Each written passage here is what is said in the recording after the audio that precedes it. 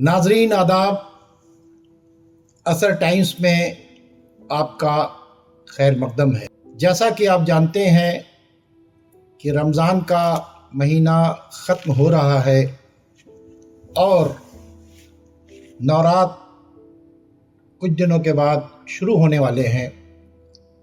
चूँकि रोज़ा और उपवास फास्ट ये हर मज़हब के अंदर है और इसकी बहुत इम्पोर्टेंस है।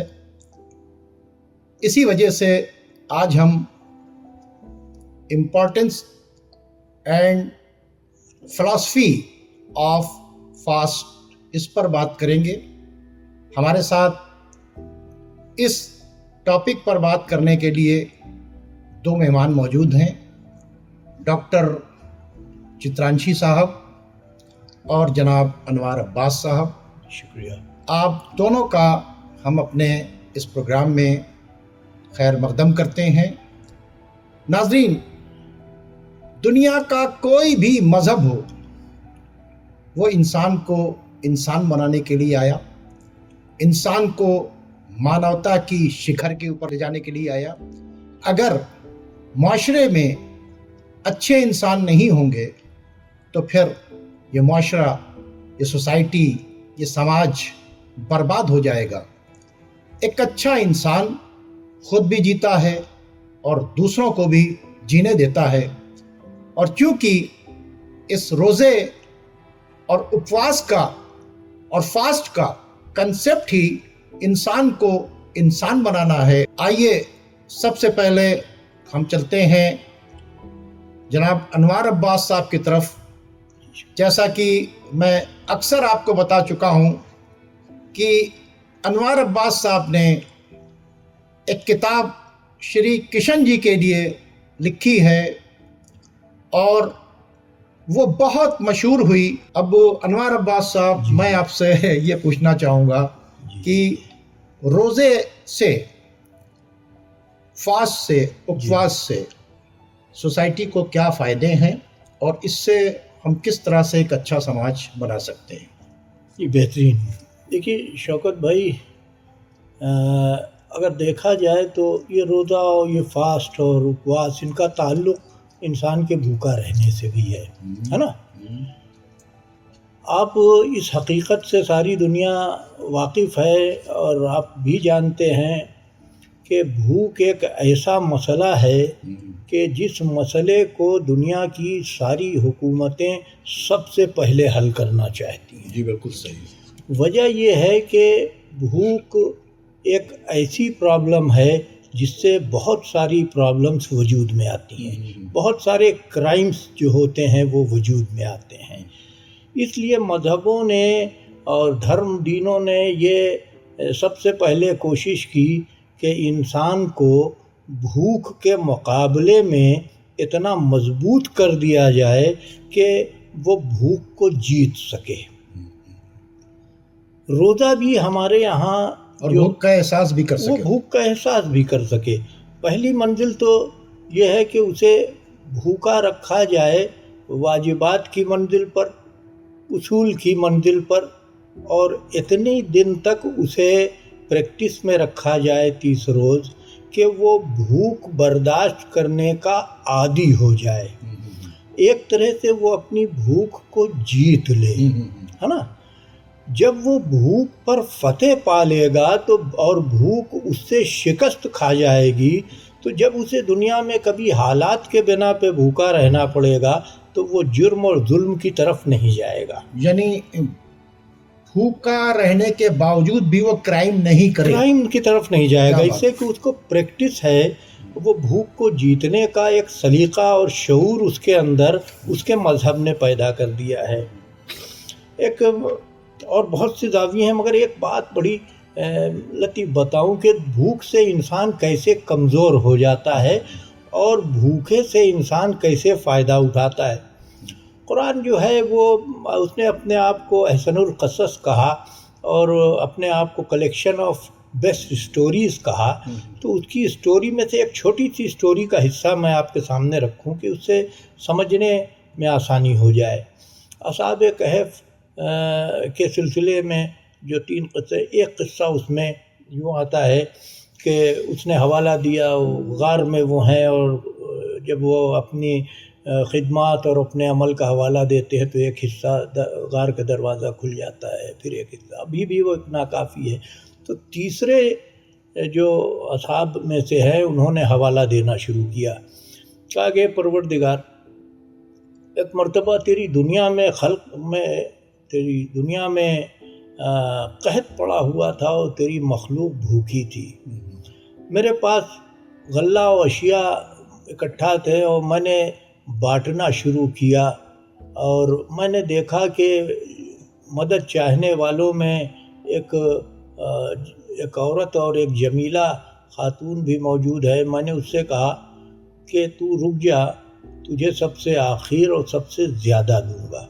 यहाँ तक कि मैं सारा दिन बांटता रहा और जब कोई न रह गया तो मैं उसके पास गया और उससे अपनी मुराद चाही। उसने कहा कि ऐ शेख, मैं तुझसे अल्लाह की पनाह चाहती हूँ और मेरे बच्चे बहुत भूखे हैं।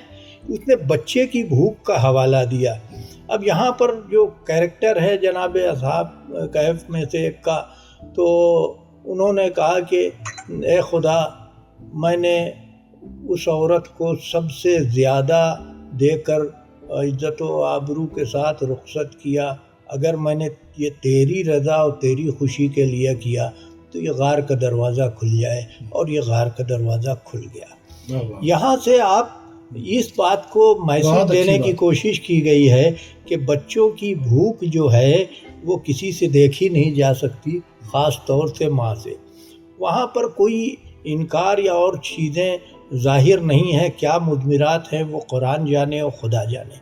मगर मैं ये जानता हूँ कि उस कैरेक्टर ने अपने बच्चों की भूख का हवाला दे करके और उससे पनाह मांगी और अपनी इज्जत की भी हिफाजत की। हाँ, और उसकी उस फ़िक्र को और उसकी पाकीज़गी को महसूस करते हुए, उसके तकाज़े को महसूस करते हुए खुदा के नाम पर उसको सबसे ज़्यादा दे करके उसको उसके हिफ्ज़ व अमान के साथ रुखसत किया। तो ये जो था, ये मज़हब का एक पार्ट आता है कि ये हमने अगर तेरे लिए किया है, इससे कि हमने अपनी मुरादें और अपने तसव्वुर कुर्बान कर दिए तेरे। बहुत अच्छी बात है। तो ये एक एक्सप्लेनेशन जो मैं अपनी ज़ाती तौर से कर सका हूँ वो मैं कर रहा हूँ।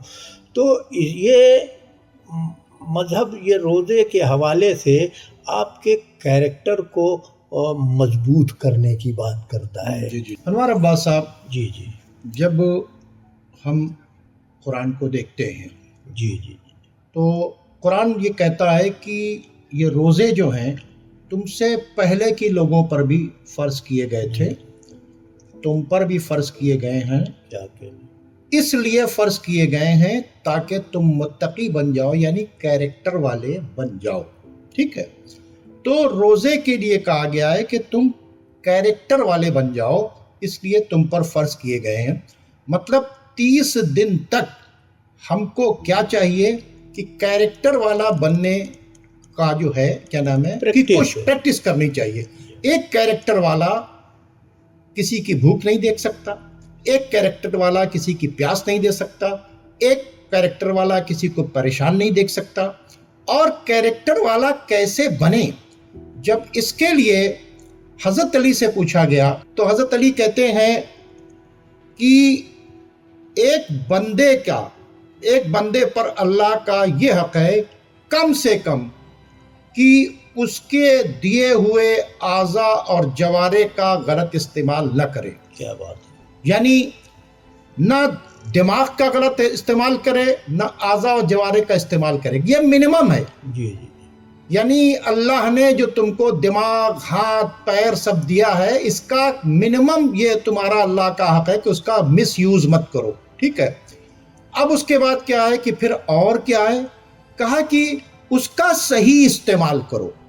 यानी जब तक आदमी अपने आज़ा और जवारे का सही इस्तेमाल नहीं करेगा वो कैरेक्टर वाला नहीं बन सकता। तो उसकी 2 ड्यूटी है तक़वे वाले बनने के लिए, कि अपने दिमाग का, हाथ का, पैर का, आज़ा और जवारे का गलत इस्तेमाल न करें, जी जी। और दूसरी बातचीत है कि उसका हम सही इस्तेमाल करें। तो 30 दिन अगर इसकी प्रैक्टिस की जाए तो उसके क्या असरात हो सकते हैं? देखिए अगर भाई ये एक अच्छी बात यह है कि ये बड़े लतीफ़ मौके पर ये गुफ्तगू आ गई। देखिए आप भूख से, आप अपने भूखे रह कर के आप अपने आप को पाक कैसे कर सकते हैं और कैरेक्टर कैसे बिल्ड कर सकते हैं। मकसद है कैरेक्टर वाला बनना। कैरेक्टर रोजे का बनाना, मकसद और है कैरेक्टर वाला रोजे बनना। में आपको भूखा रख करके कैरेक्टर वाला बनाया जा सकता है। तो इससे आप भूख के कैनवस को पहले आपको समझना पड़ेगा कि भूख का कैनवस खाना पानी तर्क करने तक नहीं है, बल्कि और बहुत सारी चीज़ें हैं। भूख और प्यास तो उन ज़ाहिरी तकाज़ों में है जिसको इंसान किसी से ज़ाहिर करके पूरा कर लेता है, मगर इंसान के अंदर जो मुख्तलिफ़ किस्म की भूख मौजूद है वो उसको ज़ाहिर दूसरों पे नहीं करता, और उसका गलत इस्तेमाल करके इंसान और समाज और माशरे और दुनिया को बड़ा नुकसान पहुंचाता है। तो रोज़े में जहाँ पर उसको कैरेक्टर वाला बनाने की बात कही जा रही है, वो पहली चीज़ तो जिससे वो आजिज़ आकर के जुर्म की तरफ चला जाए, उस भूख और प्यास से, मश्क से उसको डाल करके उसको भूख प्यास को जीत दिलवा दी उसको ऊपर। अब दूसरी चीज़ ये है कि उसके अंदर की जो और भूख है उसको वो कैसे कंट्रोल करे, उसको यानी गलत तरीके से कमाना, गलत तरीके से चीज़ों को हासिल करना, सारी चीज़ें उसकी सबसे पहले कि उसकी फिक्र पाक हो। तो बहुत अच्छी बात, सारा क्राइम फिक्र से ही शुरू होता है। मतलब जो है वो आपकी फिक्र को पाक करना, इससे कि फिक्र वो चीज़ है कि जिसका आप कोई डायग्राम नहीं बना सकते, जिसको आप कहीं से रीड नहीं कर सकते इंसान में। तो उसकी फिक्र को पाक किया जाए। फिक्र के बाद की मंजिल आती है बयान की। तो इंसान जो है बयान के मामले में इतना पाकीज़ा बयान हो जाए कि वो इस तरह की बातें न करे कि जो दूसरों के लिए मायूब हों, या बहतान हो या इल्ज़ाम हो। तो ये बहतान, इल्ज़ाम वगैरह और झूठ से जो आपको बचाने का सिलसिला रखा गया कि अगर आप ये सारी चीज़ें करेंगे तो आपके रोदे पे असर पड़ जाएगा। क्या बात है ना। इसी तरह से आपकी आँख, आप क्या देखें और क्या न देखें, ये भी आँख की भी एक भूख है। आपके कान की भी एक भूख है। इन सारी तरह की जो आपके अंदर, जिसे ये हम कहें कि जो तकाज़े हैं, उन तकाज़ों पर इंसान को फातिह बना देना। और यहीं पर नहीं, आप ये देखें कि ये सारी चीज़ें आपने हासिल कर ली, आपने अपने आप को फ़िक्र से लेकर वजूद तक पाक कर डाला, यहाँ पर आपका फंक्शन ख़त्म नहीं हो जाता।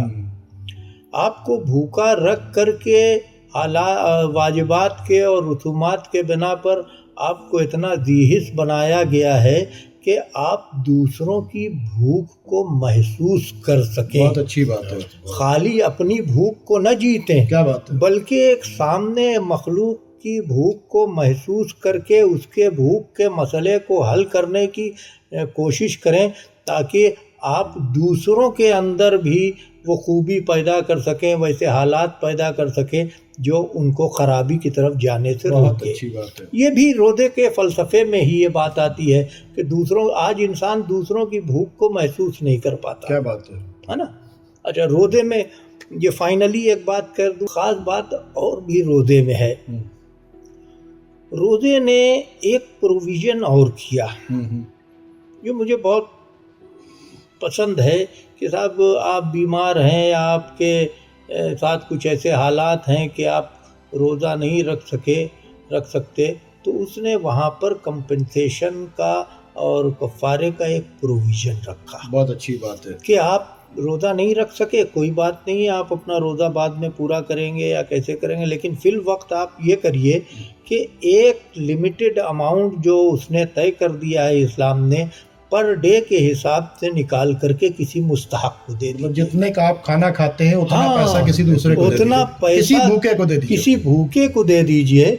तो ये कोई भी मजहब हो, इस्लाम भी दीन है, और उसने Charity कर दीजिए भूखे के उसने लिए। भी आपको जहाँ आपके मसाइल को हल किया है, तो उसने ये चाहा है कि आप जिस मज़हब को मानते हैं उसको मानते हुए दूसरों के मसाइल के लिए भी हसास हों, उसको समझें और उसको हल करने की कोशिश करें, बहुत अच्छी बात है ना। ये जो रोज़ा है, ये तरह तरह की नेमतें खाली खा करके शुक्र कर देने का रोज़ा नहीं है, बहुत अच्छी बात है। बल्कि ये महसूस करने की ज़रूरत है कि इंसान किन किन नेमतों के लिए तरसा हुआ क्या बात है ना। वो जिन चीज़ों के लिए तरसा हुआ है उन तक वो पहुंच जाए। वो फितरे और कुफारे के हवाले से इंसान को, वो लोग जो नहीं कमा पा रहे हैं, वो जो लोग कमज़ोर हैं, उन तक वो चीज़ें मुहैया करा दी जाएं कि ईद से पहले ही ईद उसको से पहले ही उनको दे दिया जाए, ताकि वो अपने त्यौहार के सिलसिले की ज़रूरतें पूरी कर सकें और अपने ज़िंदगी की ज़रूरतें पूरी कर सकें। यही वो फ़लसफ़े हैं जो मज़हब हमको सिखाता है। हम असल में मज़हब के मामले में रसूमाती ज़्यादा हो जाते हैं, हसास कम रहते हैं। जिस दिन हम मज़हब को लेकर के हसास हो जाएंगे, उस दिन हम खुद दुनिया के मसाइल को हल करने लायक हो जाएंगे। ये फ़ाइनल बातें थी, मैंने कह दी। ये थोड़े से वक्त में इससे ज़्यादा मैं बात नहीं कर सकता था, और आप डॉक्टर चित्रांशी साहब, देखिए अभी जो बातें सामने आई कि आपको भूख और प्यास का एहसास भी करना है, अपने आप को हर तरह से कंट्रोल में भी रखना है, अपने दिमाग को, अपने हाथ को, पैर को, आज़ा और जवारे का इस्तेमाल करके इसकी प्रैक्टिस 30 दिन करना है कि आप गलत ना करें। फिर करें क्या, लोगों को फ़ायदा पहुंचाएं। और फ़ायदे में सबसे पहली बातचीत है कि जो भूखे हैं हम उनका ख्याल रखेंगे, ठीक है, ताकि उनको ग़िज़ा मिल जाए, ठीक है। दूसरी बातचीत है कि रोज़े के फ़ौरन बाद ईद आ रही है, तो जिसके पास पैसा नहीं वो क्या करें, तो आप फितरा निकालते हैं, ठीक है, वो पहले दे दें ताकि वो भी जो है इंजॉय कर सकें, ठीक है। अब उसके साथ में ये भी है कि अगर आप रोज़ा नहीं रख पा रहे हैं, तो जो पैसे, आप बीमार हैं और इस तरह तकलीफ में हैं, तो वो पैसा भी किसको दे दीजिए, यानी इस बहाने से किसी न किसी गरीब का भला होता रहे, ठीक है। तो ये तो एक फ़लसफ़ा सामने आया कि इससे कुल मिला के आप भूखे प्यासे रहने के बावजूद भी किसी तरह का गुनाह न करें, क्राइम न करें, अपने हाथ को, पैर को, आज़ा और जवारे और दिमाग को सही इस्तेमाल करें, गलत इस्तेमाल न करें। एक तो ये बात समझ में आ गई।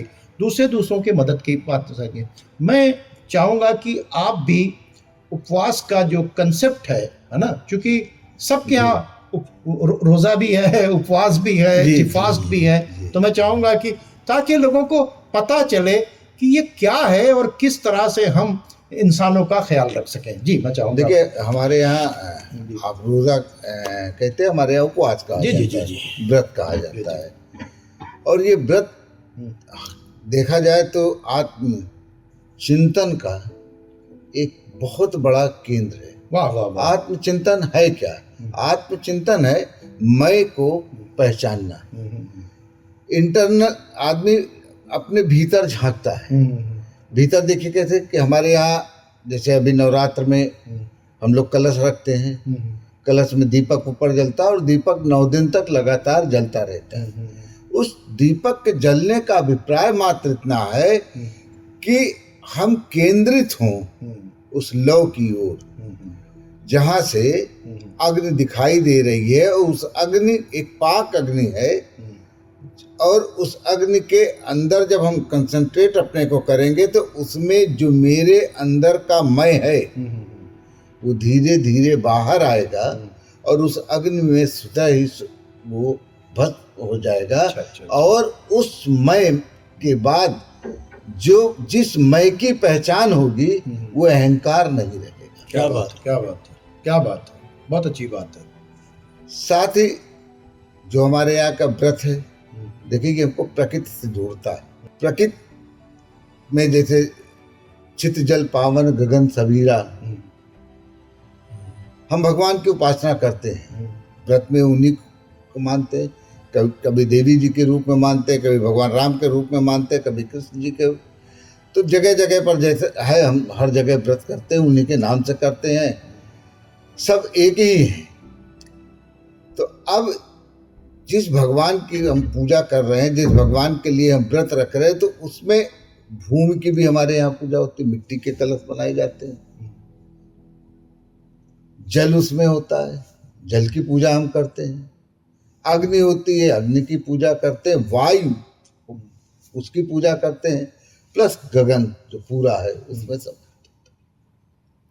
तो जो ये व्रत इस बात का भी द्योतक है, ये बताता है हमें कि ये सब चीजें अगर जो है धीरे धीरे अगर रिफॉर्म होने लगेगी, दूसरे रूप में जाने लगेगी, गलत पथ के कारण जो होने लगेगी, वायु अगर दूषित होने लगेगी, तो उम्र लोगों की घटने, ये गुनाह होगा।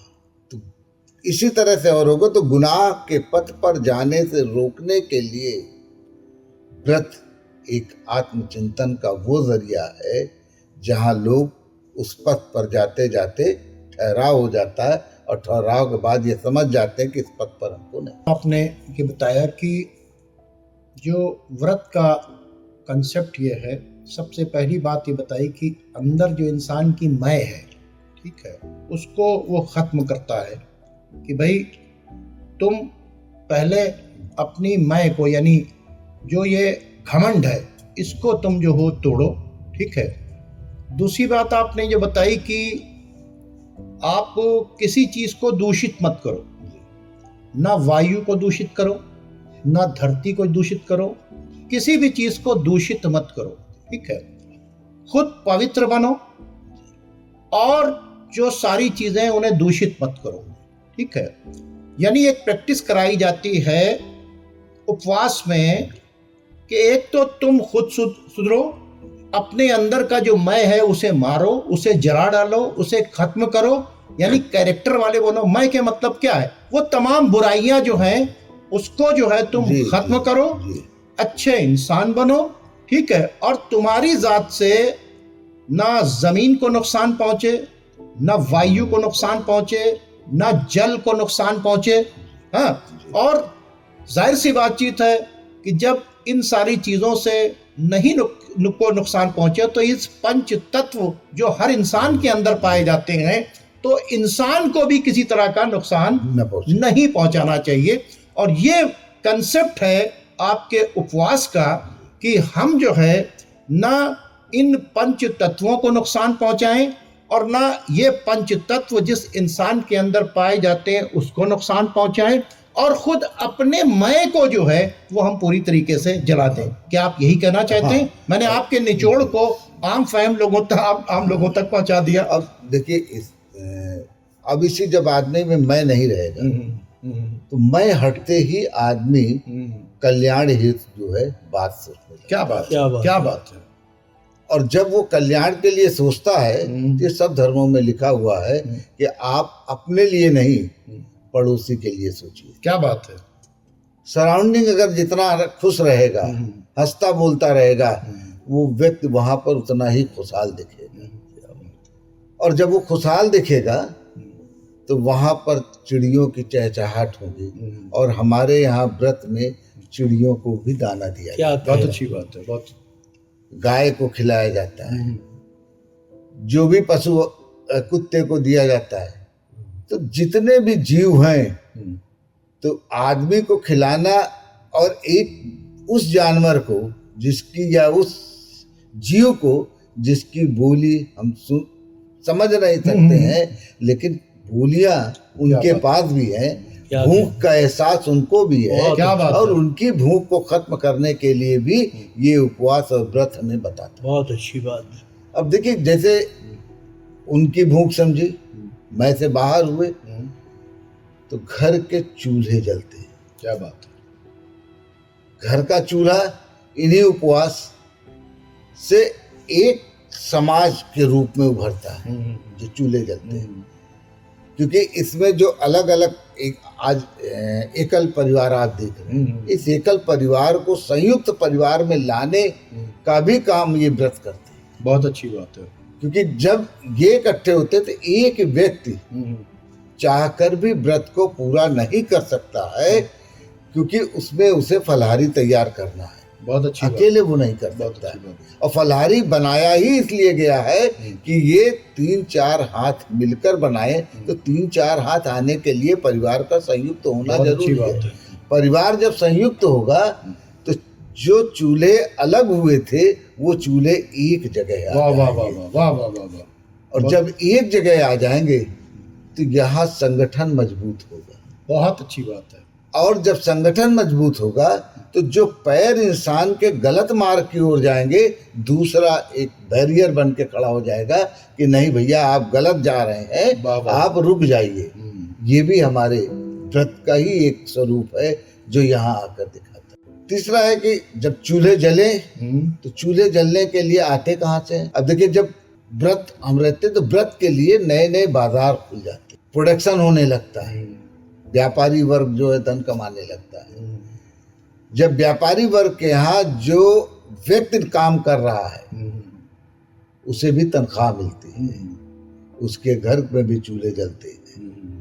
तो अगर ये उपवास न हो, ये व्रत न हो, तो ये जो उद्योग जगत है बंद हो जाएगा। बहुत अच्छी और बात। बंद होते ही लोग भुखमरी के कगार पर आ जाएंगे, जहाँ क्राइम ही क्राइम दिखेगा, इसके अलावा कुछ नहीं होगा, जैसा कि अभी अनवार भाई ने बताया। तो उस भूख को रोकने के लिए भी व्रत एक बहुत ही अनमोल निधि ईश्वर ने इंसान को दिया है। बहुत अच्छी बात है, बहुत अच्छी। और आप कुछ कहना चाहेंगे? क्योंकि अब हमारे प्रोग्राम का वक्त ख़त्म हो रहा है और मैं अब इस अपने प्रोग्राम को समेट कर जो बातें कहूँ कि जो मैसेज आया है वो बहुत अच्छा मैसेज आया है। वो मैसेज ये है कि हम को एक तो भूख का एहसास हो, ठीक है, दूसरे हम भूखों का ख्याल रखें, तीसरा ये है कि वो जानवर जो नहीं बोल सकते हैं, वो परिंदे जो नहीं बोल सकते हैं, हमें उनकी भी भूख मिटाना है, ठीक है, उनका भी ख्याल रखना है। और ये बात इस्लाम के अंदर भी है। हज़रत अली से पूछा गया कि धर्म क्या है, तो उन्होंने कहा एक ईश्वर की प्रार्थना और संपूर्ण प्राणियों की सेवा, ये है धर्म। तो संपूर्ण प्राणियों में वो पंछी भी आता है जिसे दाना खिलाना है, वो गाय भी आती है जिसे रोटी खिलाना है, वो कुत्ता भी आता है जिसका पेट भरना है, सिर्फ इंसान नहीं जानवरों का भी पेट भरना है। तो धर्म क्या बताता है? एक ईश्वर की प्रार्थना और संपूर्ण प्राणियों की सेवा। अब जाहिर सी बातचीत है, अगर उपवास वाले और रोज़े वाले ये दोनों मिलकर कोशिश करेंगे कि लोग भूखे नहीं रहें, तो हिंदुस्तान के अंदर एक भी इंसान भूखा नहीं सोएगा। और अगर जैसा कि आपने बताया फलहारी का इंतज़ाम, जहाँ परिवार जोड़े जाते हैं, वैसे ही हमारे यहाँ अफ्तारी का इंतज़ाम है। अफ्तारी भी कई तरीके से बनती है जिसको मिलजुल कर बनाते हैं, तो टूटे हुए परिवार जुड़ सकते हैं। दस्तरखान इसी वास्ते बिछाया जाता है, अफ्तार के लिए इसी वास्ते बुलाया जाता है कि सिर्फ परिवार नहीं बल्कि पूरा इलाका उसके ऊपर आकर जुड़ जाए। और जो कुछ नहीं खा सकता, तो पता चला कि वहाँ तरह तरह की चीज़ें हैं, जो ख़रीद नहीं सकता वो भी वहाँ के ऊपर दस्तरखान पे खा सकता है। तो अगर उपवास का और रोज़े का सही कंसेप्ट सामने रखने के बाद ये सोचा जाए, एक तो हमें अपनी मैं को मिटा देना है, अपने अंदर की गंदगी को ख़त्म कर देना है, अपने अंदर जो जानवर बसा है उसको निकाल कर मार देना है, हमें इंसान बनना है, हमें चरित्रवान बनना है, हमें मुत्तकी बनना है, हमें कैरेक्टर वाला बनना है। तो अगर हम रोज़े और उपवास के ज़रिए खुद कैरेक्टर वाले बन जाएं, इसकी प्रैक्टिस करें उपवास में और दूसरों के लिए मदद करने लगें, तो यकीन मानिए कि सही माने में रोज़े और उपवास का कंसेप्ट जो है हम पूरा कर रहे हैं, जिसके वजह से उपवास रखे गए, जिसके वजह से रोज़े रखे गए, जिसके वजह से फ़र्ज़ किए गए। और इसी बात को कुरान ने कहा है, रोज़े तुम पर इसलिए फ़र्ज़ किए गए हैं ताकि तुम मुत्तकी बन जाओ, कैरेक्टर वाले बन जाओ। अब कैरेक्टर वाला किसी को गलत सामान नहीं बेचेगा, कैरेक्टर वाला नाप तौल में कमी नहीं करेगा, कैरेक्टर वाला मिलावट नहीं करेगा, कैरेक्टर वाला किसी को परेशान नहीं करेगा, कैरेक्टर वाला किसी की भूख नहीं देख सकता, कैरेक्टर वाला किसी को प्यासा नहीं देख सकता, कैरेक्टर वाला भूखों की भूख मिटाएगा, प्यासों की प्यास मिटाएगा। वो ख्याल रखेगा कि पॉल्यूट ना हो हवा, वो ख्याल रखेगा ज़मीन जो है उसको बर्बाद न किया जाए। कैरेक्टर वाला ये ख्याल रखेगा कि जानवर भूखे न रहें। कैरेक्टर वाला ये ख्याल रखेगा कि हमको एक अच्छा इंसान बनना है, और एक अच्छा इंसान वो चाहे किसी भी मज़हब का हो, वो किसी को नुकसान नहीं पहुंचा सकता। उपवास और रोज़े इसीलिए फ़र्ज किए गए हैं कि हम कैरेक्टर वाले बन जाएं। ये रमज़ान का महीना ख़त्म हो रहा है, तमाम लोग रोज़े रख रहे हैं, और अभी आप देखिए कि व्रत का मौसम आने वाला है। मेरा अपने चैनल के ज़रिए यही पैगाम है कि ऐ रोज़ा रखने वालों, तुम कैरेक्टर वाले बन जाओ। ऐ उपवास रखने वालों, तुम कैरेक्टर वाले बन जाओ। ऐ फास्ट रखने वालों, तुम कैरेक्टर वाले बन जाओ, ताकि जो फ़िलॉसफी ऑफ फास्ट है या इम्पोर्टेंस ऑफ फास्ट है उसको तुम पूरा कर सको। नाज़रीन, अब हमारे प्रोग्राम का वक्त ख़त्म होता है।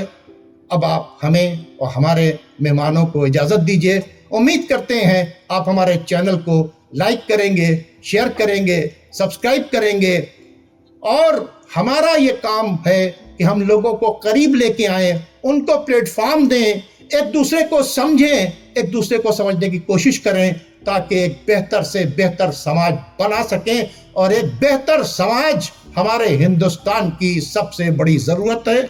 अब आप हमें और हमारे मेहमान को इजाज़त दीजिए। खुदा हाफिज़।